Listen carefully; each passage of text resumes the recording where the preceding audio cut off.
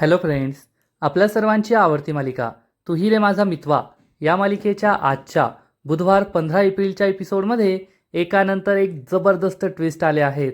आणि असा ट्विस्ट आलाय ज्याची आपण मागील अनेक दिवसांपासून वाट पाहत होतो. शेवटी सुप्रिया आणि वल्लरी दोघी एकमेकींच्या समोर आल्या. सुप्रियाने वल्लरीला पाहता क्षणी ओळखलं आणि मग वल्लरीच्या सनसनीत मुस्काटात मारली.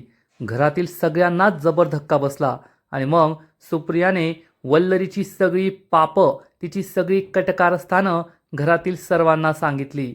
आणि मग अर्णवने वल्लरीला हाताला धरून घराबाहेर काढलंय.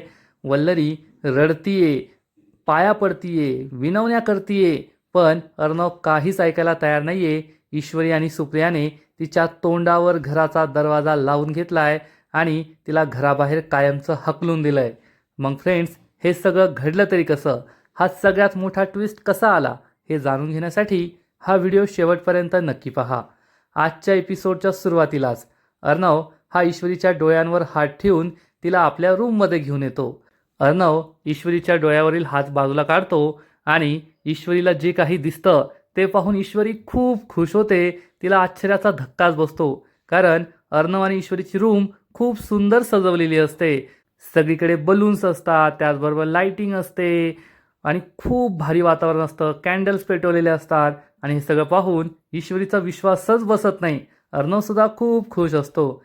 ईश्वरी अर्णवला विचारते, सर, हे सगळं डेकोरेशन कुणी केलंय? तुम्ही केलंय का? तर अर्णव ईश्वरीला म्हणतो, मी सिंदोर, आता हे सगळं सांगण्याची गरज नाहीये. आणि तो चक्क ईश्वरीचा हात पकडतो आणि तिला टेबलजवळ घेऊन येतो आणि टेबलवर चक्क रेड वाईन असते. हे दोघेही रेड वाईन पितात, एकमेकांकडे पाहतच असतात. ईश्वरीच्या आनंदाला पारावार उरलेला नसतो आणि मग तेवढ्यात अर्णव आपला कोट काढून ठेवतो आणि मोबाईलमध्ये चक्क गाणं प्ले करतो. रोमॅन्टिक गाणं सुरू होतं. अर्णव हात पुढे करतो, ईश्वरीला डान्ससाठी बोलवतो. ईश्वरी खूप खुश होते. अर्णवचा हा रोमॅन्टिक अंदाज तिने पहिल्यांदाच पाहिलेला असतो. अर्णवसुद्धा खूप हँडसम दिसत असतो. ईश्वरीसुद्धा खूप सुंदर दिसत असते. ईश्वरी अर्णवच्या हातात हात देते. अर्णव तिला पुढे घेऊन येतो आणि मग या दोघांचा रोमॅन्टिक कपल डान्स सुरू होतो. बॅकग्राऊंडमध्ये तू ही रे माझा मितवा या मालिकेचं शीर्षक गीत, टायटल सॉन्ग सुरू असतं. ईश्वरी आणि अर्णव हे दोघे एकमेकांच्या डोळ्यात पूर्णपणे हरवून गेलेले असतात. एकमेकांबरोबर खूपच रोमॅन्टिक डान्स करत असतात. फ्रेंड्स, या मालिकेमध्ये अर्णव आणि ईश्वरीचा रोमांस पाहण्यासाठी प्रेक्षक आतुर असतात आणि आजच्या एपिसोडच्या सुरुवातीलाच आपल्या सगळ्यांची ही इच्छा पूर्ण होते. आणि हे काही स्वप्न नाहीये, तर हे सत्य आहे. ईश्वरी आणि अर्णव खरंच एकमेकांबरोबर डान्स करताय, रोमॅन्टिक संध्याकाळ घालवताय. कारण ईश्वरीने अर्णवच्या मनातील सगळे डाऊट, सगळे संशय क्लिअर केले आहेत. आता अर्णवला कळून चुकलंय की त्याच्या आईच्या आत्महत्येमध्ये ईश्वरीच्या आईची काहीच सहभाग नाहीये, ती निर्दोष आहे. त्यामुळे अर्णवचं प्रेम हे चांगलंच उतू चाललंय. त्यामुळे ईश्वरी सुद्धा खुश आहे. या दोघांचा हा रोमॅन्टिक डान्स सुरूच असतो आणि हा डान्स पाहून तुम्ही खूप खुश व्हाल. एका क्षणाला तर अर्णव हा ईश्वरीच्या खूप जवळ येतो. ईश्वरी सुद्धा हे एन्जॉय करत असते. दोघे भलतेच खुश असतात.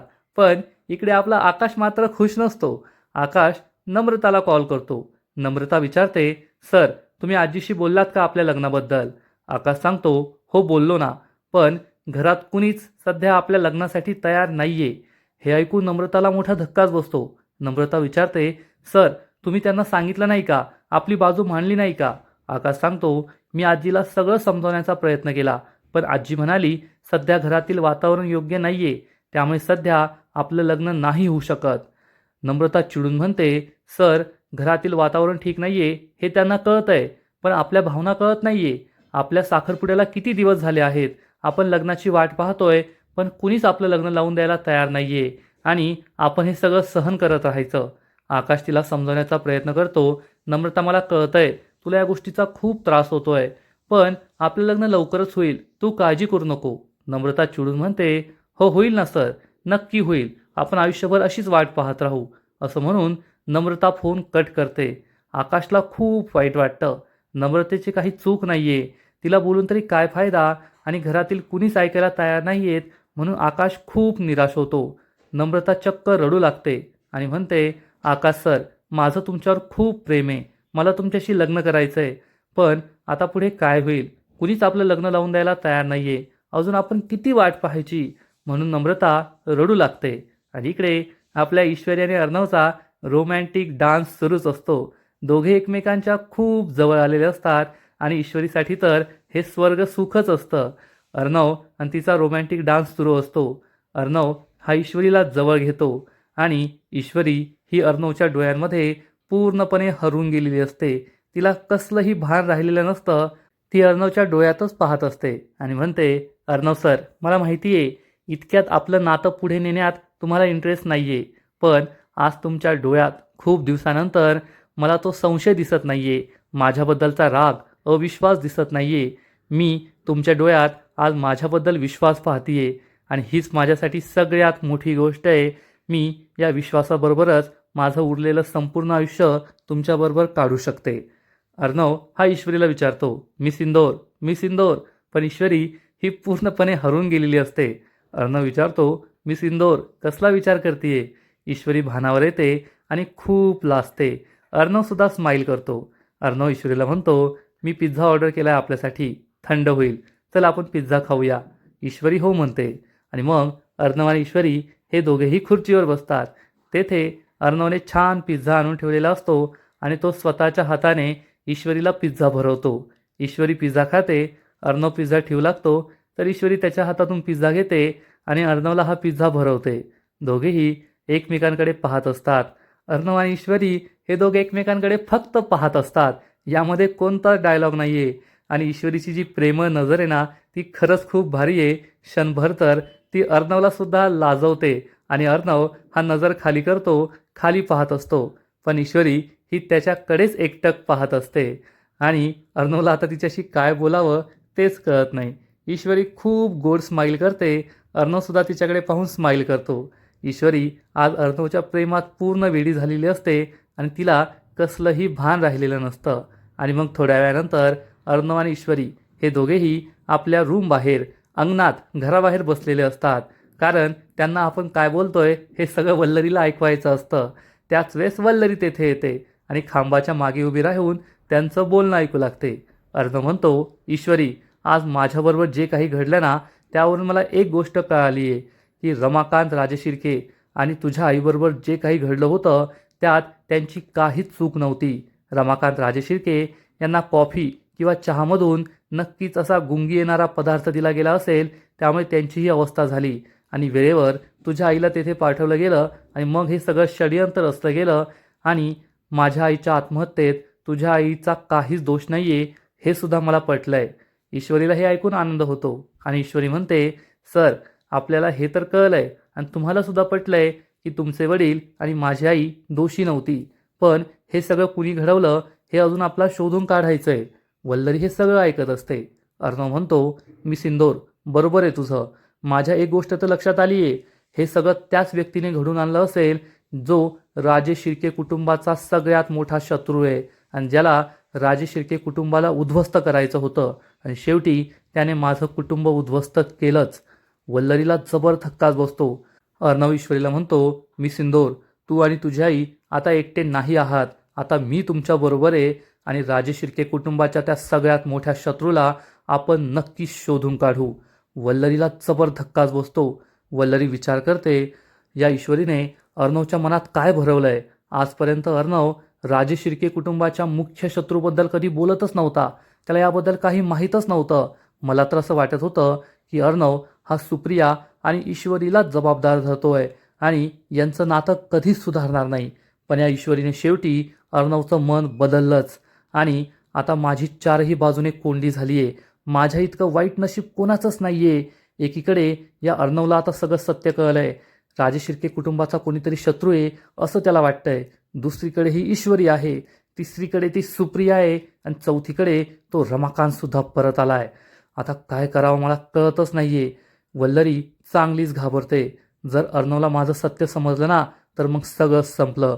मला रस्त्यावर भीकच मागायला लागेल असा विचार वल्लरी करत असते. आणि इकडे सुप्रिया ही नम्रताला शांत करण्याचा प्रयत्न करते. नम्रता रडत असते. शुभ्बूसुद्धा तेथे असतो. सुप्रिया म्हणते, नम्रता शांत हो बेटा. तर नम्रता म्हणते, आई कशी शांत होऊ? माझं नशीब लग्नाच्या बाबतीत खूप वाईट आहे. माझं लग्न याआधीसुद्धा मोडलं आहे. मंडपात एक नवरी म्हणून मी उभी होते आणि माझं लग्न झालं नाही. त्यानंतर मी पूर्ण कोलमडून गेले होते. माझं लग्न पुन्हा कधी होईल असं मला वाटत नव्हतं. पण आकाश सर माझ्या आयुष्यात आले. एक नवीन आशा आली. मला असं वाटलं आता माझं लग्न होईल. माझ्या आयुष्यात प्रेम करणारा जोडीदार मला भेटेल. माझी एंगेजमेंटसुद्धा झाली. पण आता आमचं लग्न होत नाही आहे. आमचं लग्न करून द्यावं अशी कोणाची इच्छाच नाही आहे. सगळेजण आकाश सरांच्या घरात किती प्रॉब्लेम आहे त्याकडे पाहताय. पण आमच्या आयुष्यात काय प्रॉब्लेम आहे, आमच्यासुद्धा लग्नाबद्दल काही आशा अपेक्षा असतील ना, याबद्दल कुणीच विचार करत नाही आहे. सुप्रिया आणि शुभंकरला खूप वाईट वाटतं. सुप्रिया नम्रताला समजवण्याचा प्रयत्न करते. नम्रता शांत हो. आपण या प्रकरणात काहीच करू शकत नाही. तुला संयम धरावाच लागेल. तुझं आणि आकाशचं लग्न नक्की होईल. तर शुभू म्हणतो, काकू तू हे काय बोलतेस? आपण या प्रकरणात काहीतरी करू शकतो. आणि नम्रताने का म्हणून सहन करायचं? तिच्यासुद्धा काही भावना आहेत ना. आणि या दोघांचं लग्न झाल्याने असा कोणता मोठा प्रॉब्लेम येणार आहे त्यांच्या घरामध्ये? ते असं का करताय? सुप्रियाला सुद्धा हे पटतं. नम्रता म्हणते, हो आई, शुभू एकदम बरोबर बोलतोय. सुप्रिया म्हणते, पण शुभू आपण मुलीकडचे आहोत. आपण या प्रकरणात जास्त नाही बोलू शकत. तर शुभंकर म्हणतो, नाही काकू, आता त्या सगळ्या जुन्या गोष्टी झाल्या. मुलीकडचे मुलाकडचे. उलट आपली मुलगी आहे ना, तर आपण या प्रकरणात जास्त लक्ष द्यायला हवं. आणि तू आकाशच्या घरच्यांशी बोलायला हवं की माझ्या मुलीच्या भावना दुखावल्या जात आहे आणि हे खूप चुकीचं आहे. तू त्यांच्याशी स्पष्ट बोलायला हवं.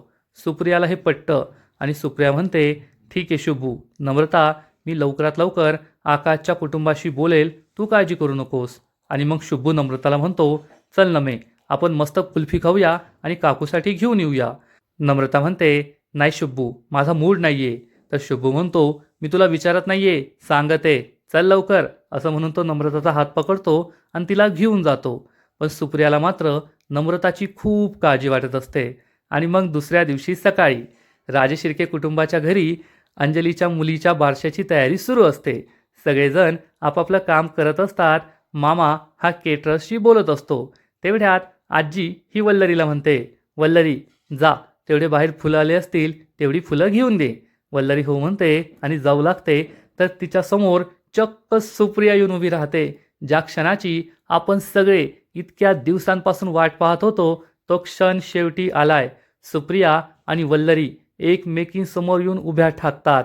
आणि मग या दोघींना सुद्धा भूतकाळाची सैर होते. दोघीसुद्धा आपल्या भूतकाळात जातात आणि दोघींनाही आठवतं की वल्लरीच सुप्रियाला म्हणाली होती की तुला नोकरी हवी आहे ना, मग वरती रमाकांत राजशिर्के आहेत त्यांच्या रूममध्ये जा आणि मी तुला जसं सांगेल तसंच कर, तुला ही नोकरी नक्की मिळेल. आणि तेव्हा सुप्रियासुद्धा हो म्हणाली होती. सुप्रिया ही वल्लरी समोर येऊन उभी राहते. वल्लरी थरथर कापत असते. तिला समजलेलं असतं आता माझा खेळ खल्लास झालाय. आणि सुप्रिया तिला विचारते, काय विहीनबाई, मी तुमची मदत करायला आली आहे आणि तुम्ही कुठे चालले आहात? तर वल्लरी खाली नजर टाकते आणि म्हणते, नाही, एक महत्त्वाचं काम होतं, तेवढं करून येते. सुप्रिया म्हणते, काय विहीनबाई, इतक्या दिवसानंतर आपली भेट झाली आहे आणि तुम्ही अशाच चाललात, थांबा ना थोडा वेळ. वल्लरी खूप घाबरते. ईश्वरीला सगळं माहीत असतं. ईश्वरी या दोघींकडे पाहत असते. पण बाकीच्या घरातील लोकांना काहीच माहीत नसतं. आणि त्याच वेळेस आजी म्हणते, मी तुमच्या दोघींची ओळख करून देते. तर सुप्रिया म्हणते, नाही आजी, आमच्या दोघींची ओळख करून द्यायची गरज नाही आहे. आम्ही दोघी एकमेकींना चांगल्याच ओळखतो. आणि असं म्हणतात सुप्रिया चक्क वल्लरीच्या सणसणीत थोबाडीत मारते. सुप्रिया जागचीच हलते. आजी, अंजली, राजेश, अर्णव सगळ्यांना जबर धक्काच बसतो. आणि अर्णव जोरात ओरडतो, हे सगळं काय सुरू आहे? आणि मग आजीसुद्धा खूप चिडलेली असते. आकाशला सुद्धा कळत नाही की सुप्रियाने माझ्या आईच्या थोबाडीत का मारली. पण वल्लरी मात्र घाबरलेली असते. सुप्रिया ही अर्णवजवळ येते आणि अर्णवला सांगते, मी सांगते तुम्हाला हे सगळं काय चाललंय. तुमची ही मामी आहे ना वल्लरी, ही तीच बाई आहे जिच्यामुळे तुमच्या आईने आत्महत्या केली होती. अर्णवला जबर धक्काच बसतो. मामा, आजी, अंजली, आकाश कोणाचाच विश्वास बसत नाही. आणि ईश्वरी म्हणते, हो अर्णव सर, माझी आई जे काही बोलते ना ते अगदी योग्य बोलतीये. मामीने आजपर्यंत या घरात खूप सारी कट कारस्थानं केली आहेत. सुप्रिया सांगते, हो अर्णव, ही तीच बाई आहे जिने खोटं बोलून मला तुमच्या वडिलांच्या हॉटेल रूममध्ये पाठवलं होतं. त्यांच्या कॉफीमध्ये गुंगीचं औषध मिसळलं होतं आणि मग पत्रकारांना बोलवून आमची बदनामी केली होती. या बाईमुळेच तुमच्या आईने आत्महत्या केली, तुमचे वडील घर सोडून निघून गेले, तुमचं बालपण दुःखात गेलं, तुमचं संपूर्ण कुटुंब उद्ध्वस्त झालं. या सगळ्यासाठी ही वल्लरी जबाबदार आहे. अर्णवच्या पायाखालची जमीनच सरकते. आजी, अंजली सगळे खूप चिडतात आणि मग ईश्वरी वल्लरीच्या उरल्या सुरल्या पापांचा कच्चा चिठ्ठासुद्धा सांगते की अर्णव सर, आजपर्यंत आपल्यावर जेवढी संकटं आली आहेत त्या सगळ्या संकटांसाठी या मामीच जबाबदार आहे. मामीनेच सगळं केलंय. अर्णवला खूप राग येतो आणि अर्णव विचारतो, मामी, ईश्वरी आणि आई जे काही बोलताय ते खरं आहे का? तर वल्लरी म्हणते, नाही अर्णव, हे सगळे खोटं बोलताय, असं काही नाहीये. अर्णव चिडून म्हणतो, मामी, आता माझा तुझ्यावर विश्वास राहिलेला नाहीये. आता या घरात तुला जागा नाही. आणि मग ईश्वरी आणि सुप्रिया मामीचा हात पकडतात आणि मामीला घराबाहेर हाकलून लावतात. परंतु हे सगळं स्वप्न असतं. असं काहीच घडलेलं नाहीये. एवढ्या लवकर असं काहीच घडणार नाही. हे सगळं वल्लरीचं स्वप्न असतं आणि वल्लरी झोपेतच ओढू लागते, नाही मी काही केलं नाहीये, मी काही केलं नाहीये, मला घराबाहेर काढू नका, मी काही केलं नाहीये. आणि वल्लरी दचकून जागी होते आणि लाईट लावते. या लाईटमुळे, आवाजामुळे मामासुद्धा जागा होतो आणि वल्लरीला विचारतो, वल्लरी, काय केलं नाहीये तू? काय केलंय? खरं खरं सांग. वल्लरी म्हणते, नाही नाही, मी काही केलं नाहीये. तर मामा म्हणतो, वा वल्लरी वा, झोपेतसुद्धा तुला किती खोटं बोलता येतं. झोपेतसुद्धा तू सांगत नाहीये की तू काय केलंय.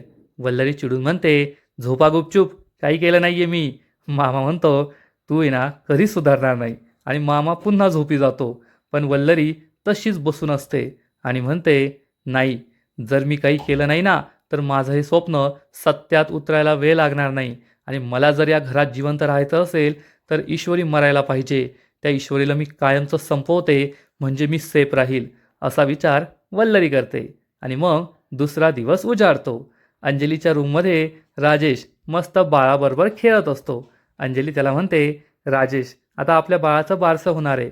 आपण किती दिवस या बाळाला छकुली छकुली म्हणायचं? तुम्ही बाळासाठी एखादं छान नाव सुचवा ना. तर राजेश म्हणतो, काय अंजली मॅडम, येथे मला स्वतःचंच नाव आठवत नाहीये आणि मी बाळाचं नाव कोठे सुचवू? अंजली म्हणते, अहो असं काय करताय? तुम्ही जर बाळाचं नाव ठेवलं ना तर मला खूप छान वाटेल. राजेश म्हणतो, नाही अंजली मॅडम, मला काहीच आठवत नाहीये. तुम्ही बाळाचं नाव ठरवा ना, मला काही प्रॉब्लेम नसेल. अंजलीला खूप वाईट वाटतं आणि ती मनात विचार करते, हे सगळं काय होतंय?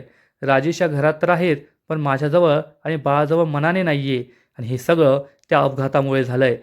तो अपघात ज्याने कुणी घडवला असेल ना त्याला मी सोडणार नाही.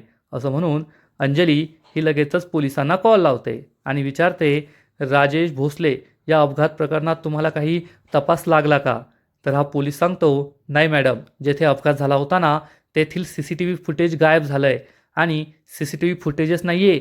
त्यामुळे अपघात कसा झाला, काय झाला, कोणत्या ट्रकने केला याबद्दल आम्हाला काहीच पुरावे मिळालेले नाहीये आणि तेथे कुणी अपघात होताना पाहिलासुद्धा नाही. त्यामुळे आम्हाला काहीच माहिती मिळालेली नाहीये. राजेश हे सगळं ऐकत असतो. अंजली म्हणते, साहेब, काही पण करा, पण या प्रकरणाचा खरा गुन्हेगार शोधून काढा. माझ्या नवऱ्याची अवस्था खूप बिकट आहे आणि मी आता हे जास्त काळ नाही सहन करू शकत. पोलीस म्हणतो, ठीक आहे मॅडम, आणि तो फोन कट करतो. अंजलीला खूप टेन्शन आलेलं असतं की आता माझ्या राजेशचं काय होईल, त्याची स्मरणशक्ती परत येईल की नाही.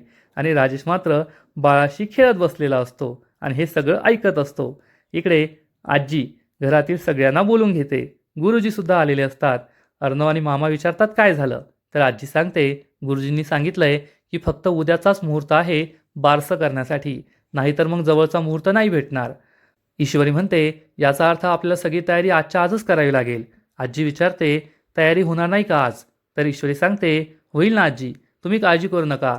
मी आणि अर्णव सर आजच्याच डेकोरेशन करून घेतो. बाळाचे कपडेसुद्धा आजच खरेदी करून आणतो. बाकीची शॉपिंगसुद्धा करतो. अर्णव सर माझ्याबरोबर येतील. ईश्वरी अर्णवला म्हणते, अर्णव सर, आता तुमच्या CEOला बाजूला ठेवा. सगळ्या तुमच्या मीटिंग्स वगैरे कॅन्सल करा आणि माझ्याबरोबर शॉपिंगला चला. तर अर्णव म्हणतो, उलट माझ्यातील मामा तर खूप खुश आहे. चला आपण शॉपिंगला जाऊया. आणि मग हे दोघेही शॉपिंगला निघून जातात. आणि आजी ही गुरुजींना विचारते, गुरुजी, हे दोघे अर्णव आणि ईश्वरी होते. त्यांचे स्वभाव एकमेकांपेक्षा खूप वेगळे आहेत, पण त्यांचं छान जमतं. पुढे त्यांचं भविष्यात काय होईल? तर गुरुजी सांगतात, सुभद्रा मॅडम, तुम्ही मला मागे घरातील सगळ्यांच्या कुंडली पाठवल्या होत्या. त्यात अर्णव आणि ईश्वरीची सुद्धा कुंडली होती. पण या दोघांच्या कुंडलीमध्ये असं लिहिलं आहे की पुढील काळ त्यांच्यासाठी खूप भयानक असणार आहे, त्यांच्या नात्यावर मोठा प्रभाव टाकणारा असेल. हे ऐकून आजीला मोठा धक्काच बसतो. आजी विचारते, मग त्यावर काही उपाय आहे का?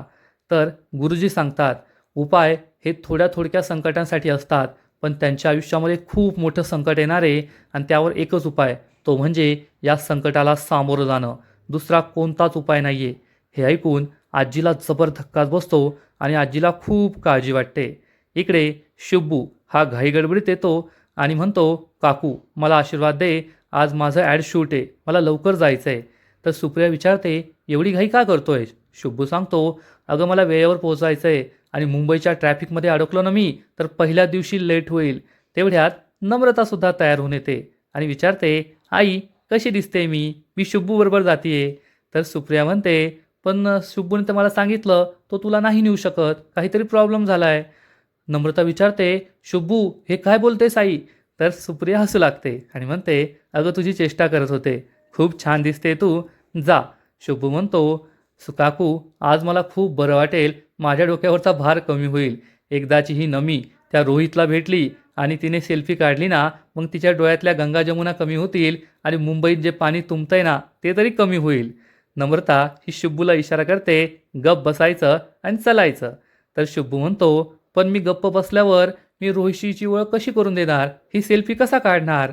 नम्रता म्हणते, थोडं बोलला चालेल, पण चांगलं बोलायचं, मला काही बोलायचं नाही. आणि मग हे दोघेही जाऊ लागतात. तर सुप्रिया त्यांचा हात पकडते आणि म्हणते, पोहे केलेत ते खाऊन जायचे. पण नम्रता आणि शुभू म्हणतात, नाही नाही, आम्ही दुपारी आल्यावर सगळं खाऊ पिऊ, आता वेळ नाहीये. आणि हे दोघे हात सोडून पळून जातात. सुप्रिया ही घरातच असते आणि त्या क्षणी आकाश घरात येतो. सुप्रिया विचारते, नम्रता आणि शुभू आत्ता गेले, तुम्ही त्यांना पाहिलं नाही का? तर आकाश म्हणतो, मला आहे ना नम्रताशी महत्त्वाचं बोलायचं आहे. सुप्रिया म्हणते, तुम्ही बसा, थोड्या वेळात ते परत येतील. सुप्रिया आकाशला विचारते, काय झालं? तुम्ही खूप टेन्शनमध्ये दिसताय, काल तुमचं नम्रताशी भांडण झालं का? आकाश सांगतो, तसं भांडण नाही झालं, पण मी काल आजीशी आमच्या लग्नाबद्दल बोललो. आजीने लग्न सध्या करण्यास नकार दिलाय. मी हे नम्रताला सांगितलं म्हणून ती दुःखी झाली. तेव्हा सुप्रिया ही आकाशला समजावून सांगते, आकाश तुमच्या घरातील परिस्थिती मला कळतीये, पण नम्रताच्या मनाचा सुद्धा विचार करायला हवा ना. तुमच्या साखरपुड्याला किती दिवस झालेत, आता आजूबाजूच्या लोकांच्या सुद्धा नजरेत यायला लागलंय. त्यामुळे मीच तुमच्या घरी येते, आजींशी बोलते, आपण लग्नाचं काहीतरी पुढे करूया. आकाश म्हणतो, ठीक आहे, तुम्ही नक्की या, पण मी इथे थांबलो तर चालेल का? मला नम्रताशी महत्त्वाचं बोलायचं आहे. सुप्रिया म्हणते, हो काही प्रॉब्लेम नाही आहे, तुम्ही थांबा, आपण नक्कीच नम्रताशी बोलूया. आणि आकाश तेथेच वाट पाहत बसतो. तर इकडे अर्णव आणि ईश्वरी हे दोघे शॉपिंग करायला आलेले असतात आणि तेवढ्यात एक आजीबाई तेथे येते आणि अर्णवला म्हणते, साहेब प्लीज एक झबलं घ्या, म्हणजे मला माझ्या नातवांना दप्तर घेता येईल, त्यांना शाळेत जायला दप्तर नाही आहे. ईश्वरी आणि अर्णवला या आजीबाईची खूप कीव येते. अर्णव म्हणतो, सगळ्याच्या सगळं टोपलं देऊन टाका, आणि तो चक्क या आजीबाईला एक नोटांचा बंडलच देऊन टाकतो. आजीबाई म्हणते, नाही साहेब, याचे फक्त 500 रुपये झाले, एवढे पैसे द्यायची गरज नाही आहे. तर अर्णव म्हणतो, राहू द्या आजी, तुमच्या नातवांसाठी माझ्याकडून. आजी खूप खुश होते आणि या दोघांना आशीर्वाद देऊन निघून जाते. अर्णवलाही आनंद होतो. ईश्वरी म्हणते, वा सर, खरंच तुम्ही खूप छान काम केलंय, तुम्ही आजीला मदत करायला हवी होती आणि तुम्ही शेवटी ती केलीच. अर्णव म्हणतो, हो हो, मी गोरगरिबांना नेहमीच मदत करतो. तेवढ्यात अर्णवच्या लक्षात येतं की त्याचा गॉगल तर दुकानातच राहिला आहे. तो ईश्वरीला म्हणतो, मी सिंदूर थांब, मी माझा गॉगल घेऊन येतो. अर्णव जातो, ईश्वरी तेथेच थांबते आणि तेवढ्यात ईश्वरीच्या समोरून रमाकांत जातो. रमाकांतला पाहून ईश्वरीला धक्काच बसतो आणि ईश्वरी त्याच्या मागे धावत सुटते आणि आजचा एपिसोड येथेच संपतो. फ्रेंड्स, तू ही रे माझा मितवा या मालिकेचा आजचा एपिसोड खरंच खूप भारी होता.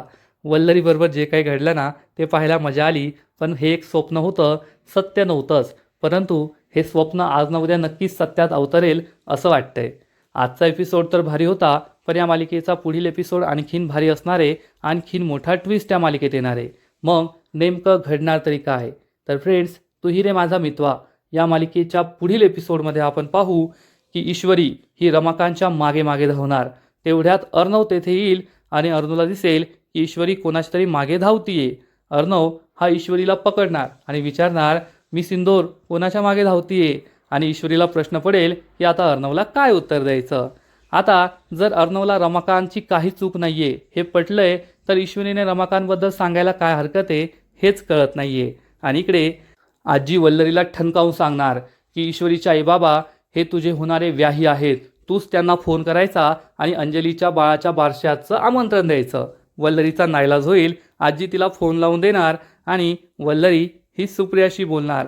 मी आकाची आई बोलतीये, पण तिचा आवाज ऐकताच लगेच सुप्रियाला वाटेल हा आवाज याआधी मी कुठेतरी ऐकलाय आणि वल्लरीसुद्धा घाबरणार.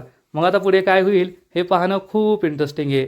तर फ्रेंड्स, तुम्हाला सुद्धा तू ही रे माझा मितवा ही मालिका आवडते का? नक्कीच कमेंट करून सांगा. आणि या मालिकेचे असेच नवीन नवीन एपिसोड, नवीन नवीन अपडेट सर्वात आधी पाहण्यासाठी व्हिडिओला लाईक करा, शेअर करा, चॅनलला सबस्क्राईब करून बेल आयकॉनवर क्लिक करा. म्हणजे या मालिकेचे नवीन नवीन एपिसोड तुम्हाला सर्वात आधी पाहायला मिळतील.